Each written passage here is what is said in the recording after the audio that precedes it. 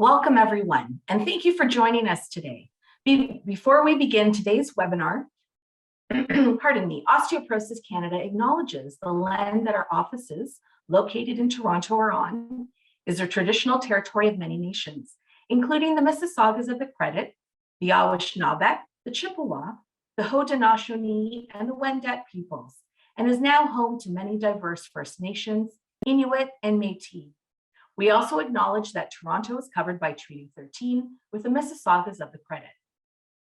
My name is Tracie Napoli, Director of Fund Development and MARCOM at Osteoporosis Canada, and I will be your cooking demo host today. In addition to everyone who will be cooking along today, we have webinar attendees, and we are also live streaming this on Osteoporosis Canada's Facebook page. So a big welcome to everyone who's watching. This webinar will provide general information about cooking and food knowledge. It is not intended as individualized health or nutrition advice. If you have questions about nutrition, consult a physician or registered dietitian. We would like to acknowledge this project is funded in part by the Government of Canada. Now, if you have questions during the webinar, you can easily enter them in the chat.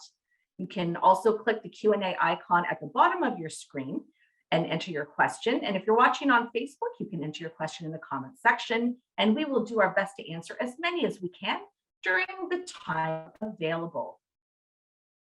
Osteoporosis Canada is working to provide strategies, new ideas, and recipes to help you get the bone-building nutrients needed. Nutrition is a key component for strengthening and maintaining healthy bones, as well as in the prevention and management of osteoporosis. Calcium, vitamin D, and protein are essential nutrients for proper bone health. Now, here are some tips and suggestions to help make your time in the kitchen a little easier. Planning is a great idea in general, and cooking is no exception. When you create a meal plan, you can ensure you are including foods with bone-building nutrients. Meal planning also reduces the amount of food waste, lessens the stress of last-minute cooking, and helps save money. In all our cooking webinars, we stress the importance of having a well-stocked pantry, freezer, or refrigerator. And that doesn't mean having a lot of items on hand. It just means having the items stocked that you need with calcium and protein and other important nutrients. Items you can purchase on sale, those that are versatile, that can be used in multiple ways, and those that also can be tucked into the freezer, handy use for another time. Now, for some, cooking can be physically challenging. So there are some great ways you can have different ideas to help you break it up throughout the day. Maybe try to do a bit of food prep earlier in the day or even in the evening before. You can also try sitting instead of standing, and you can always ask for help. So it's time to get started. Today's featured recipe is easier to make than you may think. Spinach ricotta gnocchi with bruschetta sauce has 20 grams of protein and 250 milligrams of calcium per serving. You can find today's featured recipe along with others by visiting osteoporosis.ca/recipes. Now, don't worry, I will be sure to put the recipe link into the chat and also post it into the comment section on our Facebook page. It's now my pleasure to welcome Emily Richards, a professional home economist, freelance food writer, chef, and she's the author and co-author of 10 cookbooks. Emily also writes and develops recipes for print and online publications that include everyday cooking and healthy eating, and can be found on TV, radio, and webcasts just like this one. Please welcome Emily. Thanks, Tracie. Hey, everybody. Thanks for inviting me. This is going to be another fun Tuesday night, and it happens to be International Women's Day. So let's celebrate together. And, you know, what a better way than cooking and enjoying the time together, and cooking something that happens to be, it's vegetarian tonight, but it's loaded with protein and calcium. So we're building our bones and having a delicious meal. So I have a group of, happens to be women and a partner. So there is a man here tonight as well, enjoying our cook along tonight. And for those of you joining us on the bigger screen of things, welcome. And if you maybe picked up the ingredients and are cooking along with us as well, or you're going to be cooking this later this week or on the weekend, please feel free to ask questions as you go along. There are a few things I've asked our cook along friends to have ready, and one of them was our spinach, because our ricotta gnocchi are filled with spinach as well. So that's already cooked, and much like all of our cook alongs, we always have all of our ingredients out and ready to go. And the only other thing, I'm going to step aside here so you can kind of see that I have a pot of water back there. It's not on, but I do have it ready to go because we will be cooking our gnocchi tonight as well. So the first thing that I always point out is I always have the recipe nearby, whether you use it on a paper copy or it's on a screen, whatever you feel comfortable with. I always like to have it handy so that I can make sure I have all the right amounts and that I have all the ingredients, because that's kind of the big one. Our cook along friends have received the groceries from Longos, so hopefully you got everything in your delivery and we can get started. So we're kind of break this recipe. There's two components of the recipe. There's the gnocchi themselves, also the sauce that we're making, which is a bruschetta style sauce. So it's got that nice fresh tomato and garlic flavor in it that will be beautiful with our gnocchi. So the first thing I'd like to do is chop a few things so that they're kind of out of the way, and then we can just kind of go through the recipe. So the first thing I'd like to do before we get our board kind of all dirty with spinach, let's chop up our garlic and our parsley and tomatoes for our bruschetta sauce. So if you have some mise en place bowls handy, that would be great. Or you can kind of leave them on the side of your cutting board, whatever works well for you, okay? So I'm gonna bring my cutting board over and we're going to do a little bit of chopping together. I'm also gonna my little non-slip mat underneath. All right, so the first thing we're gonna start off with is our garlic cloves, which don't go in the gnocchi themselves, but they go into our sauce. So 2 cloves of garlic for a nice kind of fresh flavor of garlic, but not overwhelming. If you love garlic, you can always double up. That's not a problem. So I'm going to do one at a time. And the first thing I like to do is just with my chef's knife, hold it sideways and just give a little bash, not a smash. I don't want it smashed in the cutting board, but just a little kind of tap till you hear the garlic skin pop, and then you're going to peel it. Okay. So I'm going to do that to both of them. If you have, sometimes when it's fresh garlic, you kind of see it's a little bit sticky. You can just take a paring knife and kind of wiggle underneath there to just release it, okay? Just like that. And if you have any bumps or bruises on that garlic, this one happens to have a little bit of a bruise here, you can just cut that out with your paring knife, okay? Just like that. All right, so I'm going to do the second one. Same thing, little smash and peel. So I haven't trimmed off the root end at all because that's where I'm going to be holding onto the garlic. So that part right down here, okay? So I'm going to hold it in between my finger and my thumb on my cutting board. And with the tip of my knife, I'm just going to make long cuts, not all the way to the end because I want to keep it together, kind of like making a fan. Okay, and then I'm going to flip it and do the exact same thing. So I have a bunch of little sticks essentially that are stuck together in my garlic. Okay, and then I'm going to hold on tight and just up and down with my knife, rock it to get my minced garlic. Okay, and as you get closer to that root end, you just kind of hold on tight. There we go. And then if you want it just a smidge fuller, you can go back and forth with your knife, just like that, okay? So that it's a little bit smaller. Now, if you feel more comfortable using a garlic press or a rasp, you could definitely do that. The reason why I like mincing the garlic is I don't lose as much of the juices from the garlic as I'm chopping. Sometimes when you use a press or and you squish it, a lot of the flavor gets lost in the press itself. So I'm going to do our second clove. Same thing, long cuts all the way down, then flip it. Same thing, and then that little mince.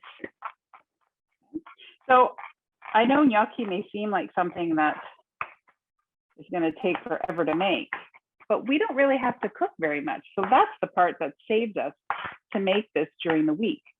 Traditionally, gnocchi are made with potatoes. There's potato gnocchi, and you'd have to cook the potatoes, kind of wait for them to cool a bit, and then mash them and kind of continue on. So that adds about half hour or so, at least, to the recipe itself.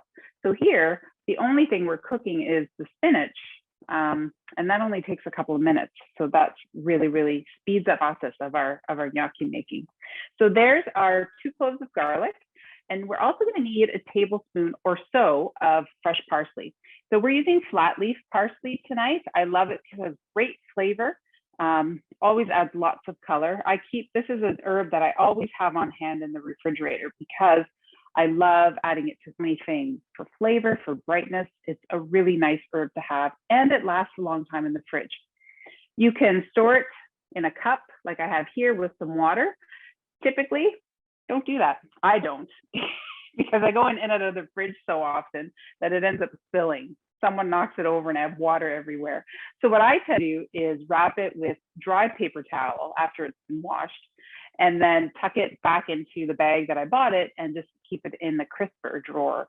And then once that paper toweling gets damp, take it off for darkness of the parsley, and then wrap it in dry towel again. I find that I can get a few weeks out of that parsley, which is great. So if you're noticing, I'm taking off kind of the thicker stems of the parsley. You can save these if you have a bag that you save for making stock with onion skins and carrot and things like that. You can add your parsley stems to that as well, because they're wonderful. You could add them to soups and stews and so many other things. We just want really those tender stems and the leaves, and a tablespoon of parsley. If you get a couple tablespoons of parsley, not a big deal at all, because it's just going to add a little bit more flavor. So you just kind of want to pinch those herbs together, and then you're going to chop them up. Now you could also use, let's say you had some fresh basil at home. You could definitely use some fresh basil in the sauce. That would be fabulous. All right. And I'm just going to put that over to the other side of my cutting board. And I'm going to get our spinach, okay? So this was, those nice big tubs of baby spinach. Looks beautiful, great for salads. Usually has about 16 or 20 cups when you measure it nice and light. Well, once you cook it, as many of you know from cooking spinach, you don't end up very much. There's a lot of water in spinach. And so what we want to do is wilt it. And then I'm just going to let it cool. And now I'm just going to squeeze it a little bit more to get more of the water out. You usually end up with about a cup of cooked spinach from a 300-gram tub, okay? So I'm squeezing it out. One question that I get often is, can I use frozen spinach in this recipe? So I tried it with frozen spinach, and frozen spinach, most frozen spinach, is not baby spinach. It's large spinach, and they chop it up and they have the stems in it, so they're a bit more tough. That's why I called for baby spinach in the recipe. So it's a little bit more tender and easier to combine into our dough, okay? So I think I got a good, very little water left in this, I think. And if you find this process hard to do, because it can be, you're using your hands to squeeze out water. It is much easier to have it in the sieve and then just press on it, okay? So whether you use a wooden spoon or I had tongs there, that would work well, okay? And now what we're gonna do is chop our spinach. So again, you can see I have it in a nice little ball, and you can kind of see the stems here. They're small, but they're tender. That's why the baby spinach works really well for our gnocchi. So I'm just going to make slices this way, fairly close together. Okay, and then I'm going to chop it the other way. So I'm just going to turn it. I'm right-handed, so it's easier for me to just do it this way. Okay, and chop it into small little pieces, just like that. So it's not a puree that we're adding to our gnocchi. We're adding literal pieces of spinach. So it will be a real texture and add some nice flavor to it, okay? And if you want it a little bit finer, you can just go and chop it up a little bit more. There. that's it. I think we're good for chopping. Can you believe it? That's all we're chopping tonight. So I'm just going to wash my hands, put my knife over here. You will need your knife again when we start rolling and cutting the gnocchi. And I'm just going to set my cutting board aside here and bring in my mixing bowl. Okay.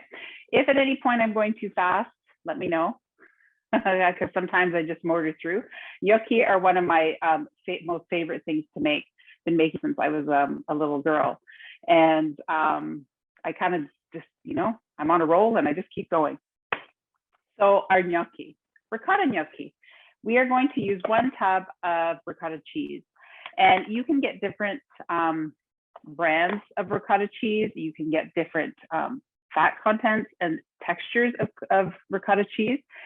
Pretty much all of them will work. The one main thing is that we need about 1 pound, so 450 grams of the ricotta cheese.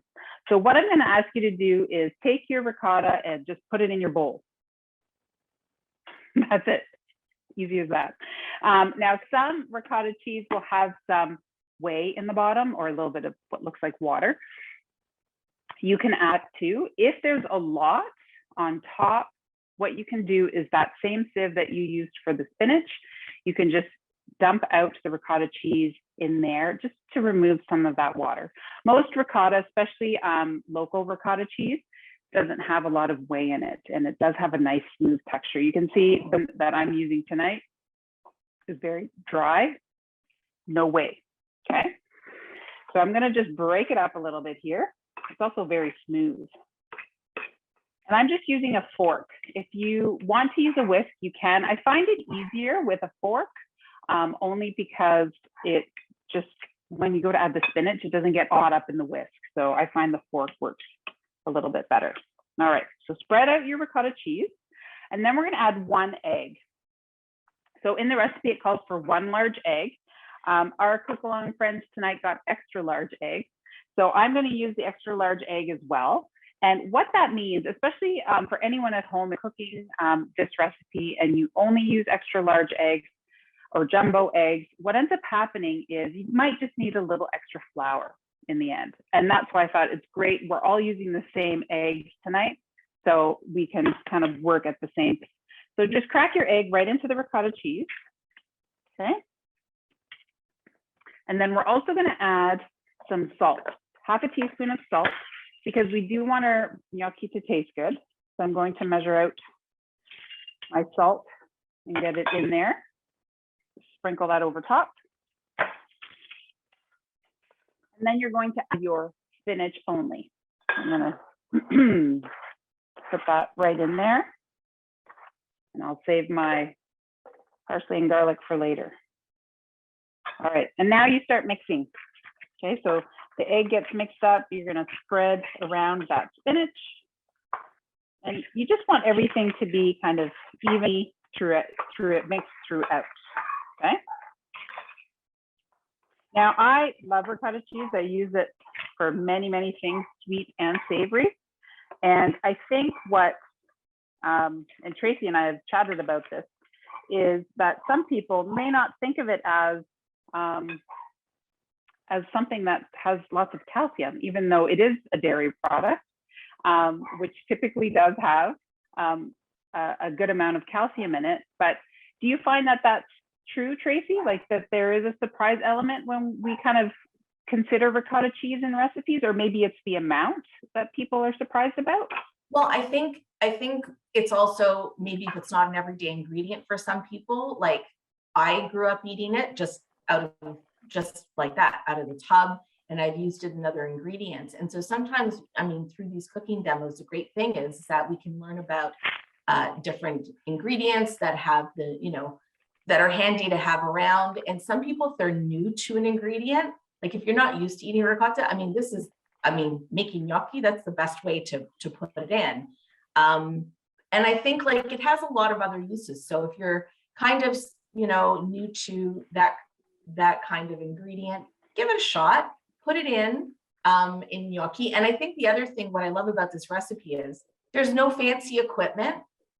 Anybody can do this. And I think that, a lot of the times, people maybe think, well, that's just going to take a lot of work. This is going to be done fairly quickly. Well, maybe not as quickly, because Emily and I will chat and we're going to check in with our cook along people. So it does take a little bit of time sometimes. But actually, let's just check in. I see everybody busy mixing, Lynn and Pat and Julia. How's everyone doing? Thumbs up. We're all good. Oh, look at that. Well, you can see, look, Pat, that looks great. Lynn, that looks great. Julia, look at that. Super. That's super. Arvin, did we get a shot? Arvin's doing our tech behind. Yes, We've got that. That's all good. That's all good. Everyone's having a good time. So yeah, so I mean, like, let's take a look at this really quickly though. I just want to share because we want to include everybody. We're going to do an apron giveaway. We try to do these as often as we can. So if you're watching, unfortunately on Facebook, I'm sorry, no, but if you've registered to watch this webinar and you're on at the end of the webinar, I'll draw your name and you can get your own unbreakable apron. So we will have to do something. We will have to do something for yes. Facebook at some point, yes. Tracie. Another time. But all right, we're going to let you keep going because I see the flour now. Here we go. Yes. So everybody got a lovely little bag of flour. We are using all-purpose flour tonight for the gnocchi themselves. And we're going to measure out the flour. And I thought this is the perfect opportunity for those of you that haven't kind of jumped on the home ec bandwagon, or maybe you've never had the opportunity to measure flour. Something that's really important, especially when you're baking, but in this case, we're looking for a certain texture as well. So what I want everyone to do is just take your dry measuring cup. So I'm using my 1 cup measure first, and I'm spoon in my flour. So this is a method called, spoon and sweep, which is important. So I'm kind of making a little bit of a mess here because the bag is so little, but don't worry because we need the flour on the counter later. And then what you're going to do is just level it off. Okay, so I have 1 cup of flour. And we're actually going to add 2.5 cups of flour. Even though the recipe says 3 cups, we're not adding it all at once. Oh, sorry, 2 cups of flour we're adding first. See, that's why I have the recipe handy so that I don't freeze things. Okay. So overfill your measuring cup and then level it off. And that's my 2nd cup of flour. So let's start off with 2 cups of flour so that we all are working from the same. Okay, and then we're going to start stirring everything together. So with my fork, I left my fork in there, just kind of stir everything in. Now this might be something that if it gets a little bit tricky to stir, if you need a hand, by all means, ask someone to help you out. You can also do it in small amounts. So if you need to kind of break it up and work with half at a time, you can do that as well, because this dough does get a little bit stiff. Okay, and if you need to take a break, you can, and just keep stirring it together. It should give you a little bit of resistance. Okay, but what we're looking for is kind of a ragged looking dough, because we're going to knead this dough, not very much, just a little bit. Okay, so there we go. I'm getting some good ragged looking dough here. I'm going to get my hands in here now too. Okay, and just kind of bring the dough together. Now, the reason why I have you adding just a little bit of flour in the beginning is because of a couple of things. In our case, myself and cook along friends, we're using the same flour tonight, so we should be around the same amount. But what could change is the amount of liquid that we squeezed or did not squeeze out of the spinach. So one could be a little bit more wet than the others.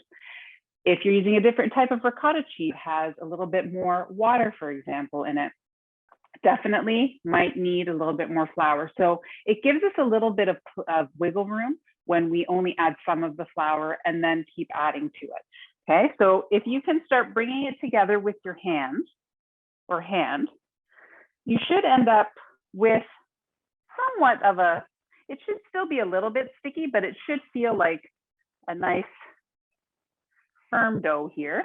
Okay, so you should be able to kind of pick it up out of the bowl. If it still feels really sticky, I want you to add a little bit more of the flour.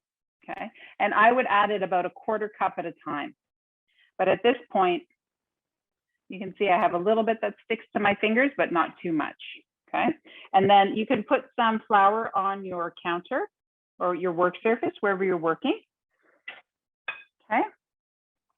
And then put your dough down.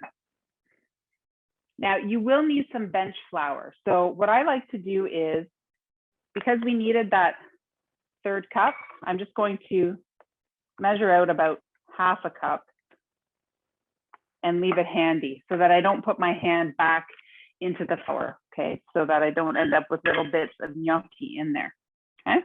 So how are we looking there, ladies? It looks like you have some beautiful dough in your hands, which is awesome. Perfect. Yes, that's great. Pat, looks awesome. Julie, that looks good. Lynn, yours looks great too. This is perfect. Awesome. So what we're going to do is we're going to cut this dough into 8 pieces. We're going to work with a smaller amount to roll out. So that's where I'm going to use my chef's knife again and just kind of cut it in about equal sized pieces. Now, each time you cut it, you're going to expose all that stickiness. So that's where that extra flour is going to come in to play. We don't want it to be too sticky, okay? So I'm cutting it into 8, like that, okay? Take the bits off my knife. And then what I'm going to do is I'm going to take some of my gnocchi off my hands. Just going to rub it off in the bowl because I have some dough that's quite sticky. There. Now, on my work surface, you can see that I have some flour. What actually helps in this process is if you have not too much flour around, because we're going to use that little bit of stiff in the dough to help lengthen out our gnocchi when we roll it. So before we start getting your hands really dirty, what I'd like you to do is get a baking sheet and sprinkle some flour all over it, okay? Because that's where we are going to be putting our gnocchi once we eat them. So I'm going to just set this aside here so that it's close by. Now, because we're working with smaller pieces of dough, you do still need to give yourself some time, some space to roll it out. So if you're working in a small little area, you might have to cut your piece of dough smaller still, okay? So just kind of realize that as you're rolling out, you might need a little wiggle room. So because I have these sticky parts of the dough, I'm just lightly going to sprinkle it with flour, okay? Because it's always easier for us to add the flour than to try to take it away if it's really dry. And then I'm going to clear off a spot here so that there's not too much flour. And then I'm going to just kind of shape it a little bit first, because we do want it to be in a log. When I do gnocchi with kids, I always tell them that we're looking for snakes so we can roll them out. So my process of rolling it out is keeping my hands open and just kind of rolling, not down, but just keeping my hand up and pushing the dough out as we go along, okay? And what you should notice is that the dough feels a little bit sticky on your hands, but it's actually that little bit of stickiness that's helping us roll out the dough. If it's sticking a lot to your counter, then definitely you need a bit more flour before you can roll it out, okay? But hopefully everyone is doing okay here. If you need to work a little bit at a time on one side and then move to the other, you definitely can, okay? The main goal of this length of dough is that it's about the same thickness all the way up. So here's where you're going to decide. This is what you're going to decide. Do you want big chunky gnocchi? Do you want little gnocchi? Because now you have to commit to the rest of your gnocchi looking all the same, because you want them to cook evenly. Okay, so if I want them, I'm going to say about 1/2 inch thick, which I think is a great size for gnocchi. They are going to puff up a bit when we boil them.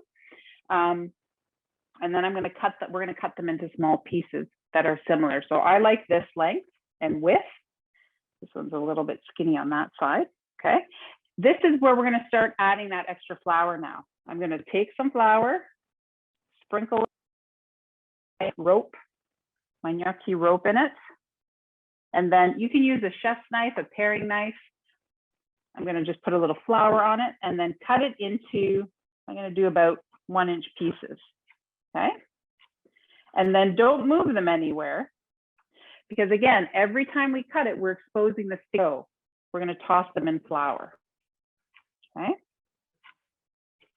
Now, this is something that is fabulous to do with family and friends because you can make so much and then share. This will easily feed 4 to 6 people. If you're serving it as a first course, you can push it to 8 quite easily. Okay. So now I have all these exposed sticky ends. I'm going to sprinkle some more flour here and then just lightly toss them like so. Just kind of with my fingers so that I get all those cut ends cut. Okay. Now in some parts of Italy, this is where they stop, and you are more than welcome to stop at this point because you've made the gnocchi. The dumplings are done. Okay. We're going to go a step further and we're just going to roll them on our fork, only if you want to. You don't have to. I'm just going to get another fork. Okay. So with my fork, you're just going to roll it on the tines of your fork. I just will hold the fork down like this. But I'm going to hold this up closer so you can see what I'm doing. And then with my thumb, I'm going to push down, not all the way, and then just have it gently fall off. So what you end up with is you get ridges on the one side and you get the little divot on the other side. So that's where our sauce and flavor gets caught in. Okay. So you can do that with all of your gnocchi. And I like to do it after each roll. Okay. And as you do it, don't push too hard because then it will go through the fork tines and then it'll get really sticky. So I'm just kind of gently pushing it through, having it fall off each time. There are, if you love making gnocchi after tonight, or if you've made them and you are still not, or trying to perfect them, what you can also get is what's called a gnocchi paddle, and I'll show you what that is. So I've rolled them on the fork. I'm going to toss them with a little bit more flour and then gather them onto my baking sheet. Okay. Henceforth, the process begins now of us repeating this step. So I'm going to move some of this flour away and put a little bit of flour on and then do the same thing another 7 times. So what we're going to do is I'm going to ask Tracie if there's any questions or if she wants to share any gnocchi I wish I was there rolling gnocchi with you. This looks so much fun. And look, somebody has a helper. How great is this? See? Helpers are great when you're making gnocchi. Definitely something that you can do on your own or with someone else. Screen just froze. There we go. There's Emily. Now I see her again. And so, you know what, we did have just a couple of questions. So just to confirm, so Emily is actually doing this on her counter. Somebody had asked, are you working on a cutting board? But no, you're working on your counter, on your kitchen counter. Right? I am, yeah, I am. Okay, great. And how's I'm just looking at, everyone seems really busy. Lynn and Julie and Pat, everyone's doing well. How are we all, how are the gnocchi? We're all good? Awesome, that's great. Oh, look, we've got 2. Oh, thumbs up. That's awesome. Now, one of the reasons why we really like this recipe, a lot of people, email us and say, I'm a small household, 1 or 2. This is something you can do, and then you can freeze them. You could even do this on a whole other day. You don't even need to make the sauce tonight. If you're done by the end of this, maybe everyone's tired or they're like, we're gonna have toast for dinner. We're done. But it's something where you can freeze it. And then you pull them out as you want. So again, the freezer staples, a lot of people are also used to potato gnocchi. And so the difference is maybe you're not used to ricotta gnocchi, but of course, ricotta has the calcium and the protein that we want. And that's why this is also another great recipe. And it's vegetarian, which Emily mentioned early on. Something also that a lot of people really enjoy. And look at Emily working with her paddle. I have one of those. See, when you get into it, you're fast, right, Emily? Yeah, you can get into a rhythm and you just go. which is okay. That's something that when you make them a bunch of times, you definitely will end up doing that. But it's not a race. Well, unless you make it a race, you can have a competition at home amongst family members. I always think it's nice to have a little, who shapes the best gnocchi contest, so that there's a little bit of a friendly competition, especially if you're doing this with family and friends. But that component of what Tracie was talking about, the freezing, is really what makes this a great recipe to share and to send over the course of, many dinners or lunches or, special occasions.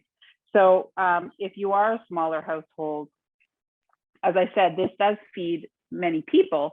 So what you can do is freeze it all, and then once they're frozen, and I'll go over that process again when we have everything on the baking sheet. But the great part about it is that you can just tuck them away in a resealable bag or an airtight container. And then what you can do is take out a little bit at a time. If you want them as a side dish, to change things up, you can definitely do that as well.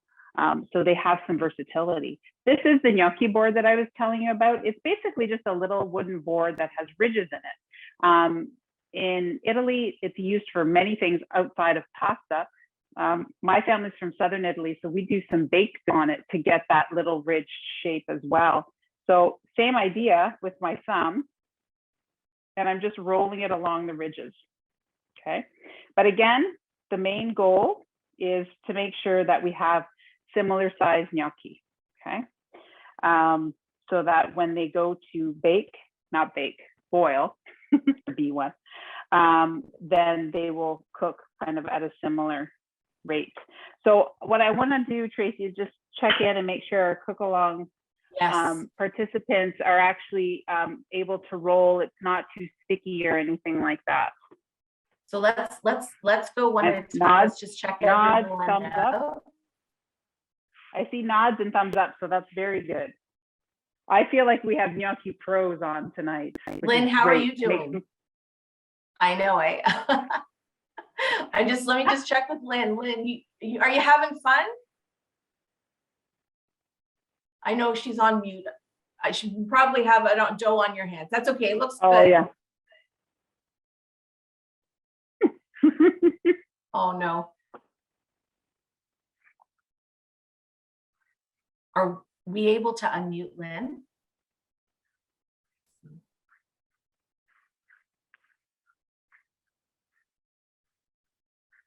You know what? I'm going to ask Emily a question while we work on that. We have questions about flour. So I'm going to ask you two questions. So the first question is, does it matter the type of flour, like bleached or unbleached flour? Of course, we want you to use all-purpose for something like this. We don't want you to use bread flour or wheat flour. But the second question then is, we're getting questions about gluten-free flours. Is that an option? So when it comes to all questions about the flours, I'm sure I've had them all. So I think I have answers for everybody tonight, which is always good. You can use the flour that's in your cupboard. So whether it's bleached or unbleached, all purpose will definitely work. If you end up using a whole wheat or whole grain flour, remember that it's a heavier flour. So they're meant to be kind of light and fluffy. So that's kind of what the all-purpose flour provides. If you're using a whole wheat flour, they're going to be a little bit heavier and dense. You probably will not need as much flour as well. So that's where the more you make gnocchi, the better you have like the feel of the dough in your hand. So this is something where if you're changing up the flour, then you definitely want to remember that it's still a slightly sticky dough that you're looking for when you're working with it. So in that case, if all you had is bread flour or cake and pastry flour, that would work too. In that case, you probably need a little bit more flour because it's a softer flour, okay? So you could also use a mix of flours if you wanted to do whole wheat with a little bit of all-purpose. You could definitely do that as well. When it comes to gluten-free flour, you have to remember, we're not really kneading this dough too much, so it works fairly well with gluten-free flour. It's the same process. You're only going to stir it in a little bit at a time, so that you get the right texture. Try not to work it too much. So you start off with that 2 cups of flour and go from there. You'll find that you probably need to add as much as you're working with it. The other thing that I've had happen with people that make the recipe with gluten-free flour is that they find it doesn't stick together quite as nicely. And in that case, what you can do is do a little cheat and actually just roll them or cut them into little balls, and make the dumplings that way, so that you're still getting them all together. You're getting the dough together. You can do it with the regular dough as well if you don't have the time to roll them out. Okay, so I think that covers all the flours. And when it comes to gluten-free flours, I find the most success is with the gluten-free all-purpose flour mixes. So the ones that are already mixed together. If you make your own mix, I assuming it will work. But if you are someone that kind of puts a little bit of quinoa flour and a little bit of rice flour just to, make the difference, that's where things may get a little bit tricky. Okay, so hopefully that helps all the flour questions. I don't think I left the flour out. No, that was great. And actually, Lynn just unmuted. So Lynn, we want to come back to you. Do you have any questions? You want to tell us how it's going? Yeah, I'm having difficulty rolling it off the fork. Oh, okay. So let's go over that process again. And as I said, it's not completely necessary. It's something that if you've ever been to restaurants, a lot of restaurants, because they don't have time to roll the gnocchi, they'll just cut them and boil them. And they still taste delicious. So I'm at that stage with this one here. So I'm going to cut it again. And the fork doesn't give you a lot of play just because the tines are so short. Let me just get some here and I will roll them off the fork. Okay. Here. And I'm going to toss them with the flour again, my cut gnocchi here. Okay. And then, so with my fork, and you can try this a couple ways, Lynn, whichever you think may help. If it's easier for you to hold it down on the counter and then start kind of at the top of the fork, put your thumb, just kind of holding it gently. I'm going to come up closer here so that you can see what I'm doing this way. And then just give it a little push, and then it kind of just rolls, but it doesn't have to go over itself. So see how it just has that little bit of, where am I? There we go. A little bit of ridges, and then there's that divot from my thumb right there. Yes, I get it now. I was doing it opposite on the fork. Maybe that's why. Oh, okay. Like towards yourself? Yeah, and I had the fork up instead of down. Oh, okay. Yeah, it is really something just to kind of play around with because everybody does it a little bit differently. I find that's what works best for me, but for sure, if it works the other way, I'm trying it that way now too. No, it wasn't working. It's way more difficult. I'm trying it and it seems like my brain doesn't want to work that way. The other bonus is if you roll it away from you, it just lands on the counter. Yeah, you're right. You're right. It's quicker too. It is, yes. And the best part, it doesn't matter what anything looks like because you get to eat them all and they'll all still be delicious. It doesn't matter what they look like. So that's great. Let's just check in with Julia. How are you doing? You don't need, and if you can't unmute, don't worry, but how are things with you? Oh, there you are. All good? Awesome. That's great. And then Pat and her sous chef, how are we doing? Oh, wow. Look at that. Great. That looks great. No, everyone, don't be worried. Pat does have help. That's why Pat's got a bigger tray full. She has help. So again, as we chatted at the beginning to make things easier for everyone, if you do have help, that's great. If you have a friend, I froze for a second. Can you still hear me, Emily? Oh, I can, yes. Second. Can you hear me? Can you? Okay, sorry. Yeah, we're having a bit of, it's freezing a little bit. But if you had a friend that came over and you wanted to do it together, then you could just split the gnocchi. You could both do it together, right? And one person takes half the other person takes the other, or you can both enjoy a lovely dinner. I wanted to ask a question. So if you have some wrist issues, you know, do you have any suggestions? I mean, maybe don't do the fork, roll it out and just cut them in pieces. But do you have any suggestions on that? I do, and I think the one thing to note is this is not a lot of pressure that I'm putting on here. It's very gentle. In fact, it almost feels like a little bit of a massage on my hands as I'm doing this. So you don't have to like really, this isn't like a really, let's say bread dough where you're kneading it because you want to build gluten. We're definitely not doing that here, okay?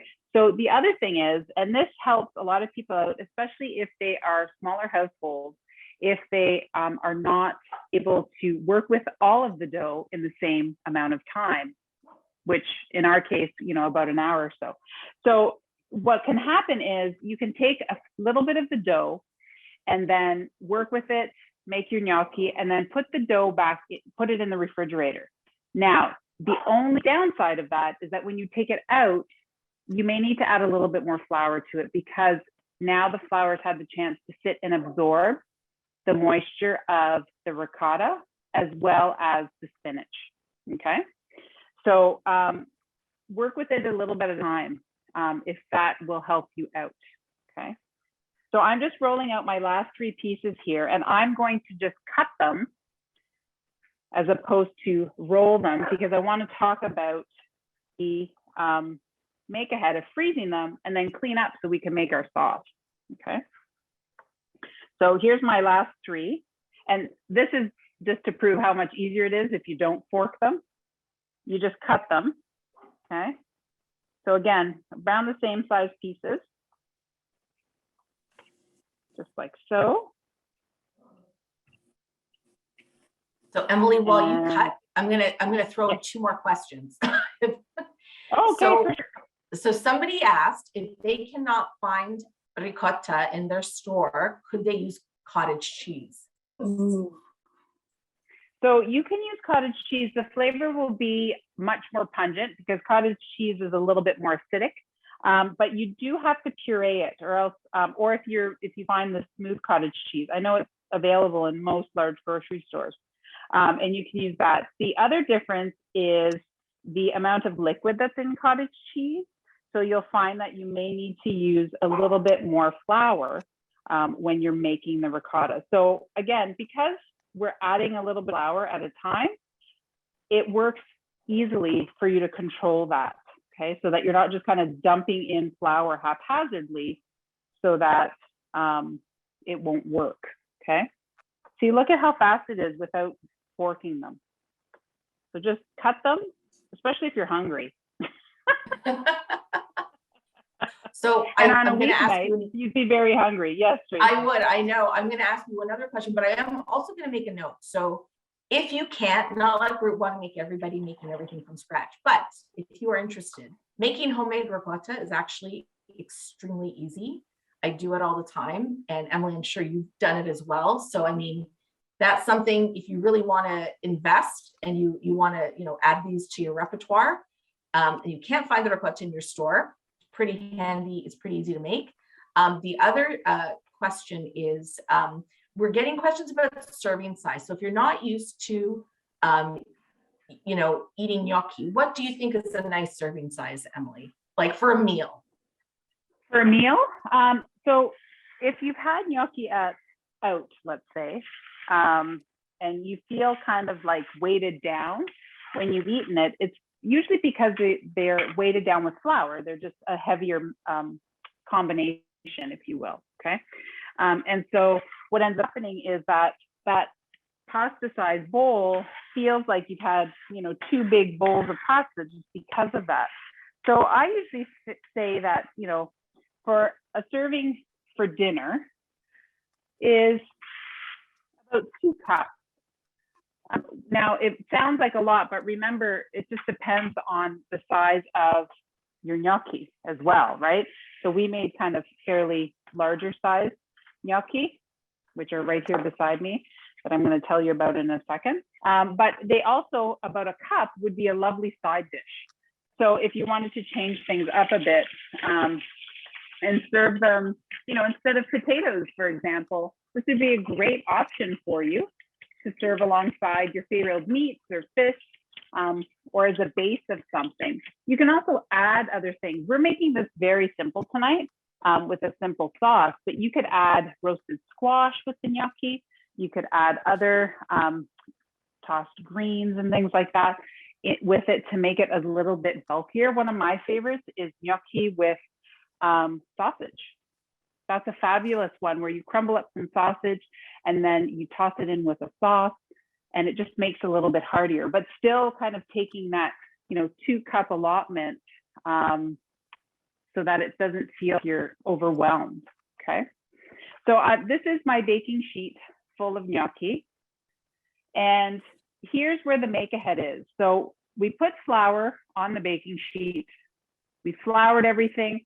This would go into your freezer, just like this. It's going to take a few hours. You want them nice and solid. Okay. Once they're solid, you can break them up with your hands, put them in that resealable bag or airtight container, tuck them back in the freezer, and just take them out as you need them. Okay. I'm going to cook these all tonight. So for any of you cook-along friends that are not cooking them all tonight, you can actually take half and cook them and then stick the baking sheet, the other half of the baking sheet, if you're cooking for 2 or 3 of you. If you're only cooking for 1 of you tonight, you can do the same thing. Take a couple handfuls, we'll cook those, and then the rest can go into the freezer, okay? And then you can deal with it even tomorrow morning. You don't have to stay up tonight and take them off the baking sheet. They'll be fine tomorrow morning, I promise, okay? I'm gonna set these aside. I know some people are still rolling, and that's okay. I want you to turn your pot of water on. Because these are so fresh, they're not going to take very long to cook. So because of that, I didn't want to make a really complicated sauce. I just wanted to make a nice kind of fresh tasting sauce so that you can taste the gnocchi themselves. So the last thing we need to do for our sauce is we're using grape tomatoes tonight, and we don't need that full container. We only need 2 cups, okay? So what you can do is just cut them in half. To make your life easier, cut them in half into a 2-cup container, just like that. Now, if you didn't have fresh tomatoes, you could also use, a fresh Roma tomato, plum tomato, anything like that. Those look great, Pat. That's perfect. Did you do the whole container, Pat? No, you just did 2 cups? Perfect. That's all we need is the 2 cups. So you can have the rest of the grape tomatoes to snack on for a salad another night. You could also use a can of tomatoes. So those petite cuts, a 19-ounce can would be perfect for this. And you can actually have the juice from the can if you wanted to, or you could use diced tomatoes from a can and drain those, because those are typically a little bit bigger in size. So you don't have to use the whole can. Now, I'm going to give you another little option here. We're going to use oil for our sauce tonight, but if you wanted to, you could start it with a little bit of butter. Okay, that's your extra creamy hit if you wanted to. But I like to use oil just because I find the flavors nice and clean of the bruschetta, the sauce, because typically that's what would be in the bruschetta sauce is some oil. Okay, so we have this nice big container of grape tomatoes. I'm using about half of it. Okay, so it would just be a small pint of grape tomatoes for those of you that are at home making notes, knowing that you're going to make this maybe on the weekend. The warmer weather's coming. It definitely makes me think of the warmer weather. All right, so my tomatoes are done. We're going to start cooking up our sauce while that water is boiling. So Tracie mentioned it way in the beginning, but make sure that you do put some salt in that water. If you don't cook with salt, that's totally fine. You don't have to put it in, but it is in there to help flavor the gnocchi. We did add salt to the gnocchi itself, but having that salted water really helps the flavor of it as well. So totally up to you. Tracie and I'm not at your house, so we can't watch you. I like well-seasoned things. I like well-seasoned things. All right, so I'm just going to refer to my recipe because we don't want to screw this up, right, everyone? So we are going to start off by heating up our onions, tomatoes, and garlic in our oil. So we're not using too much oil, just a couple tablespoons. And I like to use a larger skillet to do this in, so that then I can put my gnocchi in skillet and toss it with the sauce so everything's nice and hot, okay? So I'm gonna switch out pans when that pot is ready and boiling. I'm gonna bring it over here to show you how to cook the gnocchi. But first we're gonna do our sauce. So when you're making any kind of pasta, it's always great if the sauce can take about the same amount of time that the pasta will cook. So in our case, our pasta is fresh. It's only gonna take about 3 or 4 minutes, if that. So we can start our sauce definitely and have it wait. There's not a problem. You can actually make the sauce ahead of time too if you wanted to. The bonus here being is that, well, it's not actually a bonus. It's that pot of water. Unless you have one of those like super power boil burners, that's usually what takes the longest. So if you are making pasta at home any night of the week and you know that you have a slow burn, get that pot of water on before you start anything. Don't even take your coat off when you come in. Just go put the water in the pot and get it on the stove. That will help. All right, so in go my 2 cups of tomatoes. And remember that garlic we chopped up way long ago? They're waiting for us. Get that in there too, okay? So we want this over medium heat. So I'm gonna just turn mine down here so we don't have too much splatter happening. And the reason why we want it on medium is so that the tomatoes kind of slowly let out some of their juices. And I'm just gonna grab a spatula here. There we go. All right, how are we doing for questions, Tracie? You know what, we're good. I do think though, we should mention why you don't want to put all the gnocchi as they are right now into a bag right away and freeze them, because what will happen, Emily, they'll all freeze into one ginormous clump. So you will have who's done it by accident already? Hello. So this is why you need to freeze them in one singular layer on the cookie sheet and make sure they're solid before you put them into a resealable bag or Tupperware, whatever you choose to put them in. So, or the competition you will have is who has the largest one big gnocchi. That's what the competition will be. And you definitely don't want that. Exactly. It'll definitely, I mean, you know, you live and learn. You live and learn. I'm just checking here the questions again. All right. Oh, we do have a question. So somebody is asking, what's the difference between gnudi and gnocchi? They're both made with ricotta. And so if you've had them or you want to make them, this is the difference. So this is the difference, and you'll get more calcium. Tracie will love this one. Typically, gnudi don't have, they're usually plain. And the main difference is that they have cheese in them. Typically Parmesan cheese is in it, or Pecorino, depending on, you know, where you're enjoying it, what part of Italy. So that's really what makes it, and it makes it a little bit more gooey as opposed to light and fluffy. So we're sticking kind of to the mainstay of a traditional gnocchi. So if you look at a potato gnocchi, for example, it can be as simple as potatoes and flour. Sometimes there's egg, sometimes there's no egg. But we're sticking more to kind of that realm. That's why these are still considered gnocchi, because of the simplicity of it. And then gnudi have the cheese component in there too. And sometimes gnudi only use egg yolk, so they change the color of it. So we use the whole egg. And by using just the egg yolk, you get a little bit more of a golden color to it.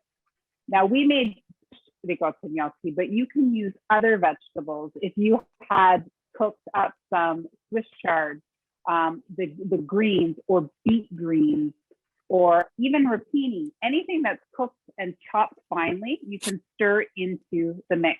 So remember that amount that I said, about a cup of the cooked spinach. That's really what you're looking for if they incorporate another green vegetable into your ricotta gnocchi. So you can really change it up. And I love when people experiment with it, because they have the base recipe and then you can kind of just play around. Maybe you have some leftovers that you just want to get rid of. and you just want to mix together. I often have a half a tub of ricotta in the fridge because I use half for something else. I'll make just a smaller batch of ricotta gnocchi so that I have them and add bits and pieces of whatever else I have. So you can do things like that. And that's the great part of using some of these kind of simple recipes to change up. All right, so my tomatoes are kind of wilted and the juices are coming out. It's hit or miss how much juice will come out. You definitely want to see them kind of deflating a bit and softening. That's the big one, okay? Your garlic might pick up a little bit of color. If you happen to have some wine around, you could add a splash of red wine to this right now. It'd be fabulous. I don't have any tonight, so I can't add any. Or if you wanted to have it a bit softer, you could use some vegetable broth in here, okay? If you're looking for creaminess, you could add a little bit of whipping cream to this, okay? So whatever you have kicking around in the fridge and you want to use up, you definitely can. We are going to add our parsley and some spices to this, okay? So in goes my parsley. And again, this is where if you have a little bit more, not a big deal. And our half a teaspoon of dried oregano. If you had fresh oregano, you could add that in here too. In summertime in the garden, I love having fresh oregano. But dried oregano is definitely a staple throughout the year in my house. And because I'm Calabrese, got to have a little bit of heat. So a little bit of hot pepper flakes. And again, if you don't like heat, you do not have to add this. Just a little pinch to make it extra special, okay? Now, the one thing you may have noticed is we haven't seasoned this yet with a little bit of salt. So if you want to taste them, see how much salt. I've made a recommendation of about a quarter teaspoon, but again, totally up to you how much salt that you want to add.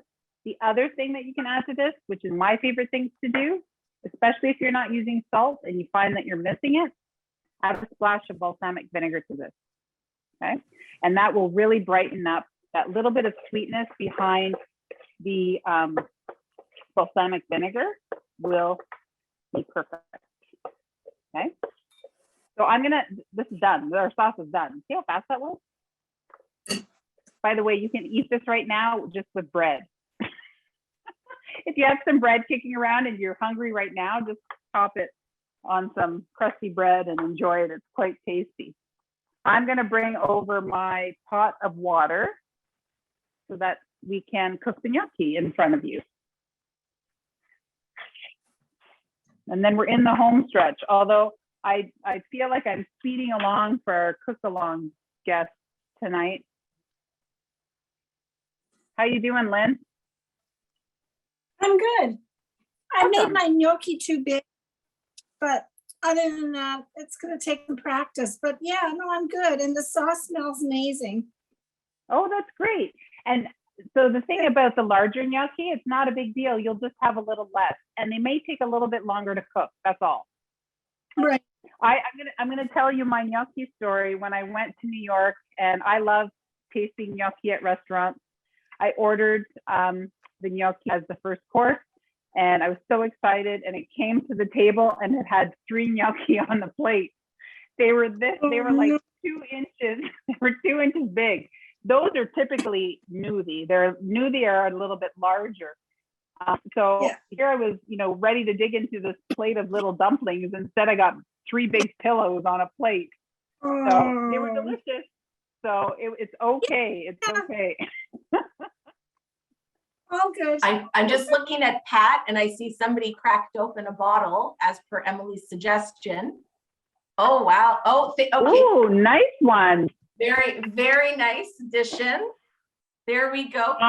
Pat, is your one? Bend down so we can see your face, Pat. Bend down so we can, because you're not, there we go, because you're not in the picture. Oh, you're doing such a great job. And Julia's good girl. She's drinking water, hydrating. You're hydrating. Me That's too, good. Julia. Cheers. Job. Cheers to you, Julia. That's good. That's good. We did have another question, Emily. So if somebody wanted to add some cheese to the dough, like a grated or shredded cheese, what would you say to that? So right to the dough, I would use a dry cheese. So definitely Parmesan, Pecorino, those two are classics that could go into the dough. Don't overdo it because what ends up happening, it kind of will melt away in the dough if you put too much in. So you start off with 1/4 of a cup, and then, you know, you can actually, if you wanted to, boil a couple and taste them to see if that's enough for you and that the texture stays together. If you're looking for gooey style cheeses, then I would save those to the end so that you toss them so you get that nice cut like mozzarella or Asiago or provolone and just have that nice gooiness, the stringy cheese, if you will, or pizza cheese effect, and add those when they're cooked. Okay. So I'm going to start adding some gnocchi to the pot of water. It's boiling. I put salt in it. We're not adding this whole baking sheet to one pot. Again, it's a way to get one big gnocchi. Do half at a time. They don't take very long, so it's easy to do. So I'm going to use my bench scraper to pick them up and kind of gently place them in the water. Do it kind of away from you if you can so that you don't splash up on yourself, okay? And then make sure you get in there and stir so that they don't, again, stick together and you don't end up with one big gnocchi. So what we're looking for is, fingers crossed that they stay together. That would be really bad actually right now. This is live. This is real life. This is live. This is not a produced This is real life. This is what happens in real life. So let's talk about that. What if this starts to crumble apart? This is why, first of all, you don't cook the whole batch. It's a test. It could be that you need more flour. Simple as that. So you can, to the remaining batch, you could just mix it together. It's forgiving, and then, you know, knead in a little bit more dough and then test it out. That's what I love about this, because I know it's taking a while for us to get them done, but I promise you it doesn't take this long when you're not being talked to. But you can really play around with it and test it out. So if you wanted to start boiling your water earlier and test a few gnocchi at a time, that would totally work, okay? So what we're looking for is them to stay together. Those look great, Pat, and they're already floating to the top. That's one of the signs that they're floating to the top. Mine are starting to float top too. So here's a couple things. Because we're doing this in batches, you are not dumping this in a colander in the sink. You need a slotted spoon or a spider. Okay, I'll show you my spider because that's my favorite tool to use, okay? To scoop them out, and your sauce is in the pan. Now, I don't have a second burner here, but you would have your pan right beside you. I'll just bring it here, we'll pretend. And your gnocchi are gonna go right into the skillet so that you can toss it with the sauce and then the sauce sticks. So they're floating to the top. One more thing you need to do though, is you need to taste them. They need to be cooked all the way through. Much like pasta, you're looking for al dente. Here, you want it to be tender throughout. You should not be al dente, especially when you cook them from frozen. When you cook them from frozen, they may need like an extra minute or two, but much longer. They should be nice and plump because the egg was in there. So I'm going to just taste one. You should be able to taste the nice fresh spinach flavor. The ricotta is nice and fresh as well. And they should taste good because we put salt in the ricotta, gnocchi, and salt in the water, okay? So then what you're gonna do, that took like what, 3 minutes maybe? You're gonna add it to your sauce, okay? And this also gives you the option to have ricotta gnocchi 2 ways. And if you give me 5 minutes, Tracie, I can do it really fast. Okay, sounds good. We're good. But you know what? Also, just to a point to not tossing out that water, the secret to a lot of great sauces is the cooking water, the pasta water, because it has some starch in it. 100%. Pasta water will, because we have the starch from the pasta, okay, in there. In our case, what we're gonna do is add some Parmesan cheese to our gnocchi in the sauce. So I'm gonna grab mine from the fridge and add it right to the pan as I heat it up. And that's gonna give us a little bit of gooiness as well as finish it for flavor. I'm also gonna add the rest of my gnocchi into this pot. to show you another quick little sauce. Do we have any more questions, Tracie, about anything? No, but somebody did say she had to go. Kathy had to go, but she just wanted to thank you, Emily. She got so many tips and she just thought this was great. So I just thought I would give you a compliment instead of a question. Oh, awesome. There Thank you. Thanks for joining us, Kathy. I'm just checking. I'm just checking on everyone else here. I see stirring. It all looks good. And remember, if you're, so for Lynn and Julia and for Pat, only cook what you want to eat tonight, unless you want leftovers. You don't have to, you can do what Emily said about freezing gnocchi, or just put them to the side and, you know, you can do it later. I'm gonna move my second batch of gnocchi to my back burner here so that I can show you this other quick sauce.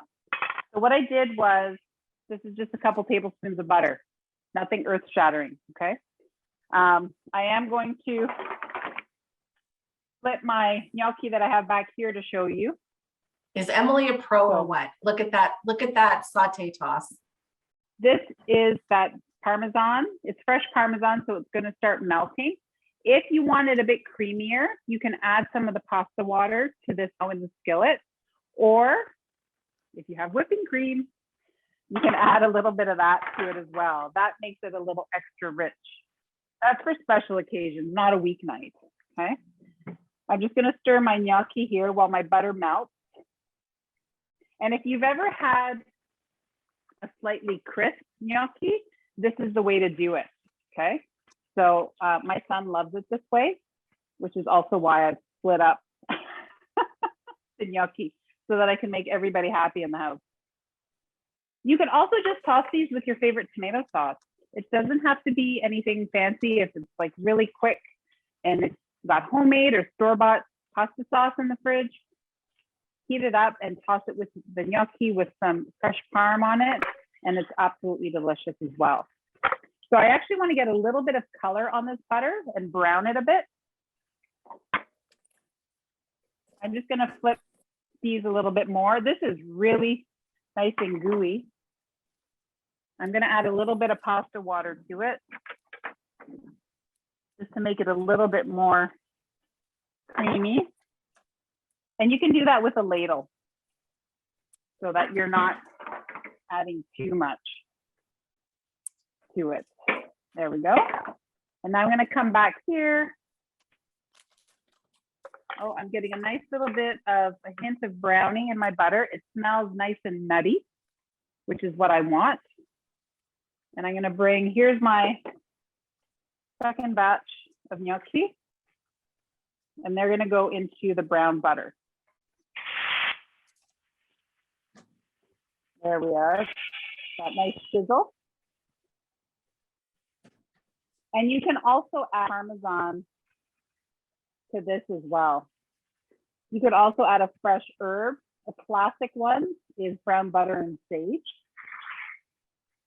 You could do that here as well. So that's what's great if you're making this for, you know, a couple nights dinner. You can have it a few different ways as well. You can kind of see a little bit of that good brown butter that's hitting the gnocchi, which is really nice. I'm going to slide this guy over so that I can bring this pan, which is the recipe that we made tonight, here too. Okay. That looks amazing. You just want to let them sit for a minute so that they crisp up. Gnocchi, now 2 ways. That looks really that, and you know what? That's a great point. You can make it. There's so many different variations on the sauce that you can do. And somebody asked about reheating the next day. Leftovers are amazing. They are, and I would. How would you do it? Reheat them in a skillet. I'd reheat them in the skillet. They get nice and crispy. And if you wanted to add some tomato sauce, you could do that and reheat them in the skillet. Or they do heat up in a microwave, so not to worry at all. The other thing is once they're cooked, you can also let them cool and freeze them cooked so that you can pull them out and let them thaw and warm them up. The other great thing you can do with them is make them like a pasta bake. So toss it with the sauce add a little bit of extra cooking water so it's a little bit almost soupy. Sprinkle it with some cheese and put it in the oven, and you have a beautiful gnocchi bake as well. So it does give you a little bit of a heartier meal when you bake it because you're adding the additional cheese in there. But hands down, I would put it up there with lasagna as a winner for a meal. So that's always good. Sounds good to me. And you know what? I know we've run over time, so I want to thank everyone for being with us. But I mean, look, homemade gnocchi. I mean, without us chatting, this would have taken under an hour, but that's the fun part of it. Oh, look at Pat's table. They're ready. They have the vino out. They have, oh perfect. Goodness, so good. Lovely red wine to go with it. Great job. And then we've got Julia. How are you doing? Oh, that looks great. good. Oh my gosh. That looks so good. That's amazing. And Lynn, how about you? It does kind of look a little bit crispy, the red and green, but red and green goes around all year long. Exactly. And how are you, Lynn? All good? I'm good. Yeah, I'm good. I don't know how to show it to you, but it's good. That's okay. That's okay. So now we're just going to ask Emily to do what she normally does at the end of every cooking demo. For those of us who will not be having this delicious dinner, how about you do a quick taste test, whichever one you want. There we go. I'll try both. Do both. Oh my gosh. Oh, and while you do that, look at that. That looks so good. It tastes amazing. Oh, there we go. We've got Pat also telling us that. Oh, do the other one. I got to make sure. This is a little spicy. This one's going to be kind of plain, but very hot. And very hot. Don't burn your tongue. Well, listen, before we go, everyone, thank you so much to our cook along folks for joining us. You guys were amazing. Thank you so much. I hope you had fun and enjoy your dinner and learn some great new tips and strategies for cooking. I want to give away the apron. And so congratulations to Linda Sanderson from Kitchener, Ontario. Linda, I'm going to send this to you. I'll email you later to get all your coordinates, and congratulations on that. And we're just going to wrap up really quickly. So again, thanks to everybody for joining us. Don't you just love when technology? There we go. All righty, slideshow. So if you enjoyed this one, we have one more cook along series, and it's at the end of March. It's going to be a spiced lentil shakshuka with a Parmesan baguette. And if you would like to register to cook along with us, please do. It's a $15 registration fee, and that includes all the groceries delivered by Longos. You get your purple unbreakable apron, personalized instruction from Emily. Now, if you're not able to join us to cook along, you can also just still register to watch and learn, because we love having you with us. So that's on the Osteoporosis Canada website at osteoporosis.ca/cookalong. And for other information to help you on your bone health journey and to help manage if you have osteoporosis, you can use the Calculate Your Calcium tool. We also have podcasts, great podcasts. You can stream them on your favorite podcast provider or directly from our website. You can take the Know Your Risk quiz, and this webinar was recorded. So you can watch this webinar and others on our OC replay page on our website. Again, thank you to our partners, as this project was funded in part by the Government of Canada, and of course to Emily, who always does such a great job helping us with all of our Cook with the OC projects. Now, if you would like to get information on any of the activities we do, we have a lot of new content coming out. Just go to our website, osteoporosis.ca, at the top, click subscribe so that you get information directly to your inbox. Before we go, we want to thank everyone who's watching on Facebook. We want to thank everyone who registered to watch and with us on Zoom, and to our cook along participants. You did a fabulous job. Thank you for joining us. And to Emily, thanks as always. Everyone stay well, be well, happy cooking, and we'll see you next time. Take care. Bye-bye. Thank you. Thanks, everyone. Bye. Oh, thank Bye-bye. you. It was great.